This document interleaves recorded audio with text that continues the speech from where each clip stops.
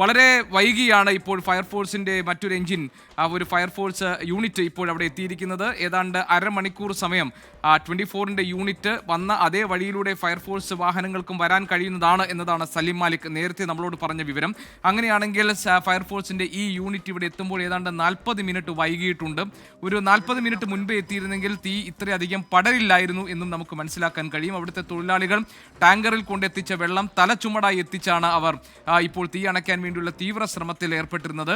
വേലി പൊളിച്ച് മറ്റൊരു വഴിയിലൂടെ ഫയർഫോഴ്സ് എത്താനെടുത്ത സമയം എന്നാണ് അധികൃതർ വിശദീകരിക്കുന്നത്. എങ്കിൽ പോലും അല്ലാത്തൊരു വഴിയിലൂടെ ഫയർഫോഴ്സിന് നേരത്തെ തന്നെ എത്താമായിരുന്നു എന്നാണ്. ഞങ്ങളുടെ യൂണിറ്റുമായി എത്തിയ വാഹനം 40 മിനിറ്റ് മുൻപേ തന്നെ ഈ സ്ഥലത്ത് എത്തിയതാണ്. ആ വഴിയിലൂടെ തന്നെ ഫയർഫോഴ്സിന്റെ വാഹനത്തിന് വരാൻ കഴിയും. കാരണം കമ്പനി വിളിച്ച ടാങ്കർ ലോറി ആ വഴിയാണ് വന്നിരിക്കുന്നത്. അതുകൊണ്ട് പിന്നെ എന്തുകൊണ്ട് ഫയർഫോഴ്സ് ഇത്ര വൈകി ഇവിടെ എത്താൻ എന്നൊരു ചോദ്യം ഞങ്ങളുടെ പ്രതിനിധി സലിം മാലിക് ഉയർത്തുന്നുണ്ട്. ഏതായാലും തീ അണയ്ക്കാൻ വേണ്ടിയുള്ള തീവ്രമായ ശ്രമം തൊഴിലാളികൾ നടത്തുന്നുണ്ട്. പക്ഷേ തീ പല ഇടങ്ങളിലേക്കായി വ്യാപിക്കുന്നു എന്നത് ആശങ്കയുണ്ടാക്കുന്ന കാര്യമാണ്. ഫയർഫോഴ്സിന്റെ പുതിയ യൂണിറ്റ് എത്തിയിരിക്കുന്നു. 24 നമ്മൾ കാണുന്നത് ഇപ്പോൾ ഈ തീപിടുത്തത്തിന്റെ എണ്ണപ്പനത്തോട്ടത്തിലെ തീപിടുത്തത്തിന്റെ ആകാശ ദൃശ്യങ്ങളാണ്, ഡ്രോൺ ദൃശ്യങ്ങളാണ് ഇപ്പോൾ നമ്മൾ കണ്ടുകൊണ്ടിരിക്കുന്നത്. ഇത് തത്സമയ ദൃശ്യങ്ങളാണ് ഇപ്പോൾ പ്രേക്ഷകർ കാണുന്നത്. കൊല്ലം കുളത്തൂപ്പുഴ എണ്ണപ്പന എസ്റ്റേറ്റിൽ തീ വ്യാപിക്കുന്നതിന്റെ ദൃശ്യങ്ങൾ നമ്മൾ കാണുന്നു. ഫയർഫോഴ്സിന്റെ പുതിയ യൂണിറ്റ് ഇപ്പോൾ അവിടെ എത്തിയിട്ടുണ്ട്. തീ അണയ്ക്കാൻ വേണ്ടിയുള്ള ശ്രമങ്ങളിലേക്ക് ഫയർഫോഴ്സ് ഉദ്യോഗസ്ഥന്മാർ കടക്കുകയാണ്. പക്ഷേ എന്തുകൊണ്ട് ശരിയായ വഴി ഉണ്ടായിട്ടും ഇവർ ഇവിടെ എത്താൻ 40 മിനിറ്റോളം എടുത്തു? എന്തുകൊണ്ടാണ് ഫയർഫോഴ്സ് ഈ കാര്യങ്ങളിൽ ഊർജ്ജസ്വലമായി ഇടപെടാതിരുന്നത് എന്നൊരു ചോദ്യം ഞങ്ങളുടെ പ്രതിനിധി സലിം മാലിക് ഉയർത്തുന്നുണ്ട്. ഏതായാലും ഇപ്പോൾ തൊഴിലാളികളുടെ തീവ്ര ശ്രമങ്ങളുടെ ഭാഗമായി തീ അണയ്ക്കാൻ വേണ്ടിയുള്ള നീക്കങ്ങളും ശ്രമങ്ങളും ഒരു ഭാഗത്ത് നടക്കുന്നുണ്ട്. അതിനെ സഹായിക്കുന്ന തരത്തിലായിരിക്കും ഫയർഫോഴ്സിന്റെ പ്രവർത്തനങ്ങൾ എന്ന് നമുക്ക് കരുതാം. കാറ്റ് വീശുന്നത് കൊണ്ട് തന്നെ തീ കൂടുതൽ ഇടങ്ങളിലേക്ക് പടരുന്നു എന്നതാണ് നിലവിലെ ആശങ്കയുണ്ടാക്കുന്ന സാഹചര്യം. ഏതായാലും ഓയിൽ പാം ഇന്ത്യ ലിമിറ്റഡിനെ സംബന്ധിച്ച് ഇങ്ങനെ തീ പിടിക്കുന്നതിൽ ചില ദുരൂഹതകൾ അവർ സംശയിക്കുന്നുണ്ട്. കഴിഞ്ഞ വർഷവും ഇതേ സമയം തീപിടുത്തം ഉണ്ടായിട്ടുണ്ട്. ഇക്കുറിയും അത് സംഭവിച്ചത് എന്തുകൊണ്ട് എന്നതാണ് ഒന്നാമത്തെ ചോദ്യം. രണ്ടാമത്തെ ചോദ്യം, ഒരേ സമയം 3 ഇടങ്ങളിൽ കാറ്റ് വീശുന്നതിന് മുൻപ് തന്നെ തീ കണ്ടെത്തിയ സാഹചര്യത്തെയും ഇതിന് പിന്നിൽ അട്ടിമറിയുണ്ടോ എന്ന സംശയമായി അവർ മുന്നോട്ട് വയ്ക്കുന്നുണ്ട്. ഏതായാലും കാര്യങ്ങളിൽ വിശദവും ആഴത്തിലുള്ളതുമായ ഒരു പരിശോധനയും അന്വേഷണവും ആവശ്യമാണ്.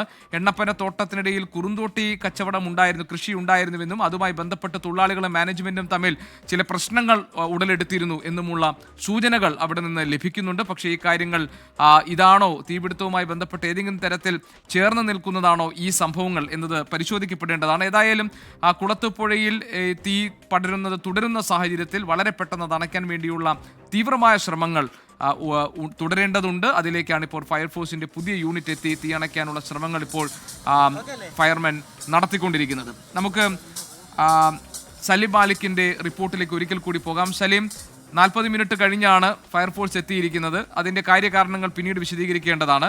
ഫയർഫോഴ്സ് എത്തിയതോടുകൂടി തീ അണയ്ക്കൽ ശ്രമങ്ങൾ ഊർജിതമായി നടക്കുകയാണല്ലോ. ദൃശ്യങ്ങൾ നമുക്ക് കാണാൻ കഴിയുന്നുണ്ട്. വിവരങ്ങൾ തരൂ സലീം.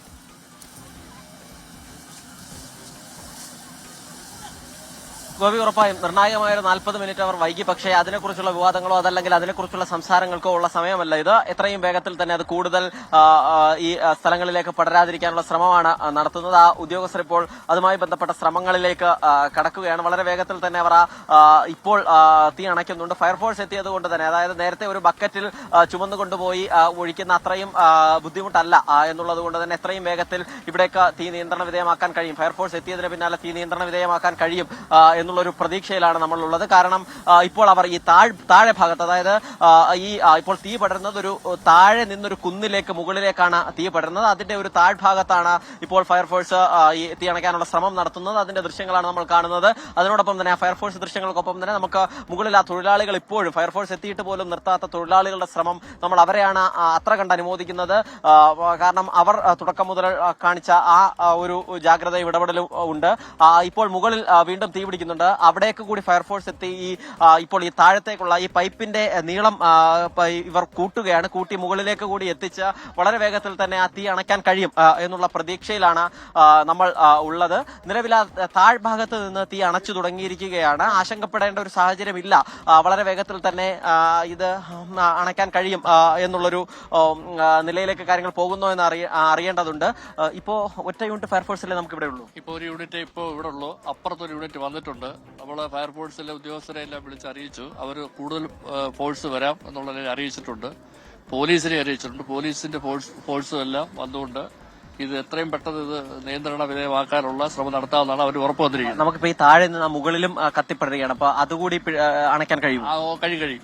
അതിനുള്ള ശ്രമങ്ങൾ നടന്നുകൊണ്ടിരിക്കുകയാണ്. ഫയർഫോഴ്സിന്റെ മറ്റേ വണ്ടി എത്രയും പെട്ടെന്ന് ഇവിടെ വരാൻ പറഞ്ഞിരുന്നു. പക്ഷെ കുറച്ചുകൂടെ നേരത്തെ അവര് ഇത് വന്നിരുന്നുവെങ്കിൽ ഇത്രയും ബുദ്ധിമുട്ടുണ്ടാവത്തില്ലായിരുന്നു. അതെന്തുകൊണ്ടാണ് അവർ വൈകിയത്? കാരണം സ്വാഭാവികമായി ഇന്നലെ ഒരു വലിയ തീപിടുത്തം ഉണ്ടായതാണ്. അപ്പൊ ഇവര് കൂടുതൽ യൂണിറ്റുകൾ ഇവിടെ നിർത്തേണ്ടതായിരുന്നില്ലേ? അതെ, അത് നിർത്തേണ്ടതാണ്. പക്ഷെ ഇന്ന് രാവിലെ ആയപ്പോഴത്തേക്ക് തീ അങ്ങ് കുറഞ്ഞു. ഞങ്ങൾ വരുമ്പോഴും ആ ചെറിയ പുകയുണ്ട്. സ്വാഭാവികമാണല്ലോ, വെയിൽ വരുമ്പോൾ അത് കൂടുമെന്നറിയില്ല. പുകയുണ്ട്. അത് പൂർണ്ണമായിട്ടും അത് ഫയർഫോഴ്സിന്റെയൊക്കെ ഒരു ശ്രദ്ധ ഉണ്ടാവേണ്ടിയിരുന്നു എന്നുള്ളൊരു യാഥാർത്ഥ്യമാണ്. പക്ഷേ ഇന്ന് ഫയർഫോഴ്സിന്റെ ശ്രദ്ധ ഉണ്ടാകേണ്ടിയിരുന്നു. കാരണം വെയിൽ വരുമ്പോൾ, കാറ്റടിക്കുമ്പോൾ തീ കൂടുതലിടങ്ങളിലേക്ക് പടരാനുള്ള സാധ്യതകളെ ഫയർഫോഴ്സ് മുൻകൂട്ടി കാണേണ്ടതായിരുന്നു. പിന്നെ എന്തുകൊണ്ട് ഫയർഫോഴ്സിന്റെ പുതിയ യൂണിറ്റ് എത്താൻ വൈകി എന്നത് ഒരു ചോദ്യമായി അവശേഷിക്കുന്നുണ്ട്. ഏതായാലും കൊല്ലം കുളത്തൂപ്പുഴ എണ്ണപ്പന എസ്റ്റേറ്റിൽ തീ പടരുന്നതിന്റെ സാഹചര്യം നിലനിൽക്കുന്നുണ്ട്. പലയിടങ്ങളിലും തീ ആളിപ്പടരുന്നതിന്റെ ദൃശ്യങ്ങൾ നമ്മൾ കണ്ടു. തൊഴിലാളികൾ ചേർന്ന് തീ അണയ്ക്കാനുള്ള തീവ്ര ശ്രമം നടത്തുന്നതിനിടയിലാണ് ഇപ്പോൾ ഫയർഫോഴ്സിന്റെ പുതിയ യൂണിറ്റ് കൂടി എത്തി തീ അണയ്ക്കാൻ വേണ്ടിയുള്ള ശ്രമങ്ങളുടെ ഭാഗമാകുന്നത്. അതിന്റെ വിശദാംശങ്ങൾ നൽകുകയായിരുന്നു കൊല്ലത്ത് നിന്ന് സലിമാൻ.